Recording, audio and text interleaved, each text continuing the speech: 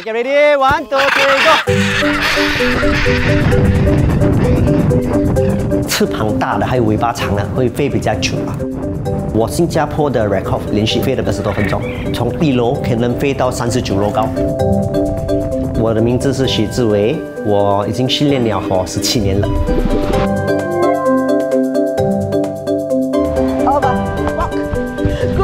一个敏捷狗，它不可以怕声音，它要很 focus， 它不可以 distracted。通常我们只叫它 stay， 还有 go 就是直接跑，还有跑进那个隧道。因为有狗的陪伴嘛，它也是会让你开心，它会 shake hand 这些东西，跟小孩子一样啦。Good boy。我是陈美霞，我是训狗师，训狗大概15年了。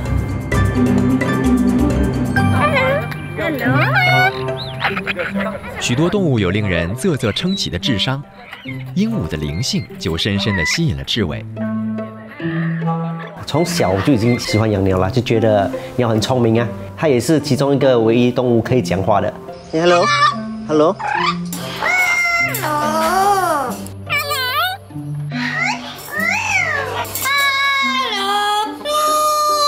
有些鸟好像它们要喝水，它们会跟你讲water；我们要吃苹果，它们可以跟你讲 apple。鹦鹉的 intelligence 跟大概4岁的小孩子一样。我们有几只是一面飞的时候，还有时会讲话的，飞过有时拜拜，不能叫 owner 的名也是有。鹦鹉可以自由地在天空翱翔，但是训练师在地面其实一直都在留意可能发生的意外状况。如果真的要下雨了，就有时要早一点叫了鸟回来啊。有时雨来很大，鸟也是会吓到。鹦鹉飞行的时候，我们需要注意的就是要先看有没有一些乌鸦、老鹰在附近啊，因为这些有时会出来追那些鹦鹉。我们叫 fight or flight 啦，就是它拼，不然它就是跑。所以我们就是要 train 它们怎么就是吓到了，尽量回来找主人，主人是安全的。比较有经验的鸟，它们通常就是飞的时候。owner 一叫它们有 discipline， 它们就会 respond 的，就会飞回来了。我们通常会训练那个鸟 to recognize 我们啦，因为有时候它们飞行的时候，它们需要看它们附近的 environment 的东西，我们都是会有做一个 wave 啦，这个就是一个 action， 就是抓它的 attention。自从开始运用追踪器后，志伟训练鹦鹉比以前更放心了。以前我们的 training 比较辛苦啦，就是 even 第一次那个鸟要撤掉那个绳子，让它真的自由的飞，我们需要放不同人在不同 corner， 用到很多人来帮忙看。等这次有了这个 technology 就很容易了。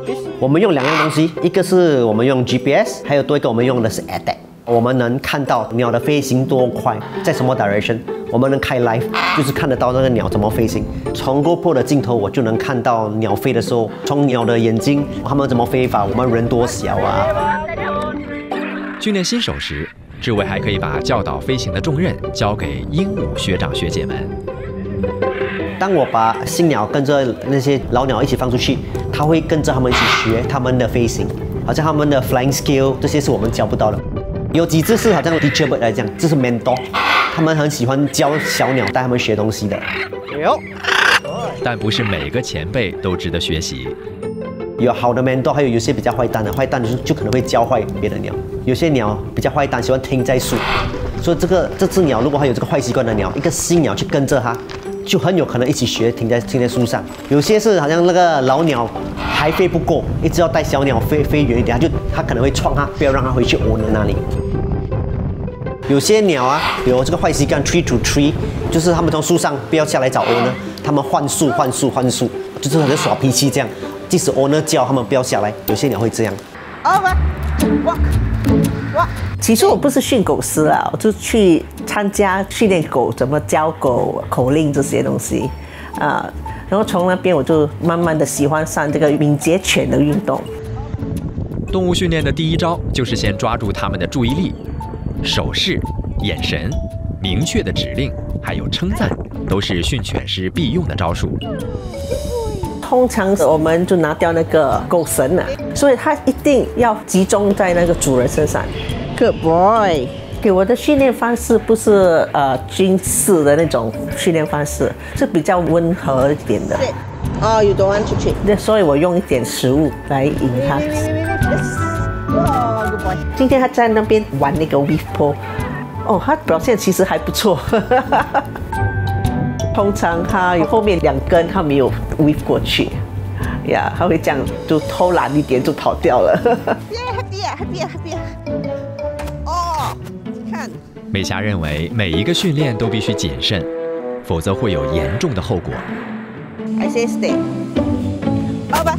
他跑那个 on the walk， 他下来的时候，他其实应该再跑下一点才跳走，可是他在一半他就跳了，所以这个是不对的，这是很危险的一件事情。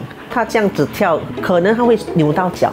好像我们每次时常去别的训练地点，他去到那个新的地方，他可能会很 distracted， 所以他对这些东西可能他不习惯，他就不可以 perform 了。对啊 ，no。训练师要具备怎样的能力来了解狗的视角？我觉得训练师要有预知能力啦，就是说你要知道他会先看到什么，这样我们才可以比较早跟他说。如果跑比较慢啊，他可能会转过头问我 What's next？ 陪他玩是很重要的，从中你可以教他一些口令嘛。你陪他玩，他是一直在跟着你，他一直看着你的。第一就是他需要坐在这个 obstacle 的前面，动作我的手就这样 stay。他准备好了，我们就开始可以跑。狗在我心目中的地位呀，你看我后面就知道了。后面的照片里面没有我的 family member 的照片，只有我跟狗的照片。因为有了狗狗把我的时间放在狗的身上嘛，所以我就认识很多志同道合的朋友。狗给了美霞最好的陪伴。志伟也因为鹦鹉而改变。我的性格之前不跟家人沟通，不跟家人讲话。以前我也是属于很坏的，有了鸟，觉得有那个责任感，就慢慢改变了啦。通过宠物的第一视角，我们看到了它们对主人的爱与信任，一份用陪伴和耐心换回来的无价之宝。Good boy, yes, well done, good boy.